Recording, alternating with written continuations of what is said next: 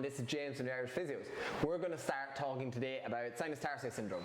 So James is going to give a bit of explanation about what it is. Yeah, so sinus tarsi affects the outside of your ankle. There's an anatomical tunnel that runs through underneath your lateral malleolus, which is your fibular bone. So at the bottom of that there's a little tunnel where you've got blood vessels and nerves, and they pass underneath the ligaments that run over it.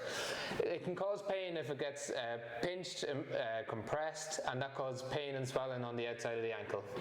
There's a few different things that can cause this. So there's things that we would diagnose as a kind of like a biomechanical factor or environmental factor. So biomechanical factors would be things like your flexible flat foot.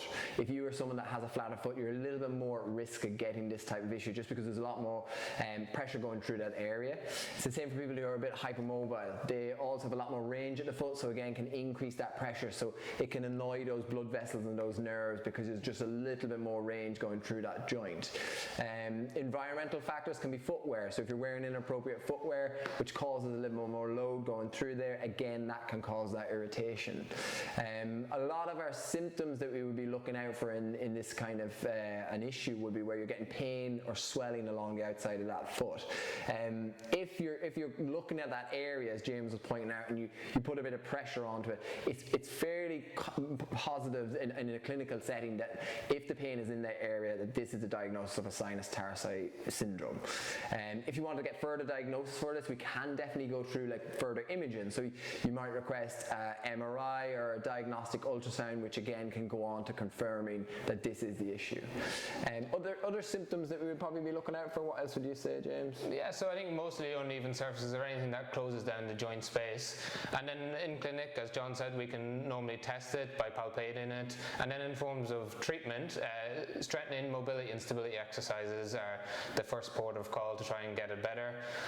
If that fails, then sometimes we try a steroid injection into the tarsal tunnel. That just works as an anti-inflammatory direct into the area to calm it down, and then this will be progressed into or followed by exercises once again. Sometimes with a really irritable sinus tarsi syndrome, we put them into a boot, usually for a couple of weeks, and then recommence physio from that point. Usually that's sufficient to get it better. It's very rare that this would have surgery. In the instance where there might be a little bit of a bony growth that might be pressing on the structures within the sinus tarsi, they may look at opening or widening the gap of the tunnel that the structures pass through, but this is really rare, and usually physiotherapy exercises, which we'll talk through today, are what works best to get the sinus tarsi syndrome better. We'll add in a little link for some of the exercises that we've already shown that can help with this.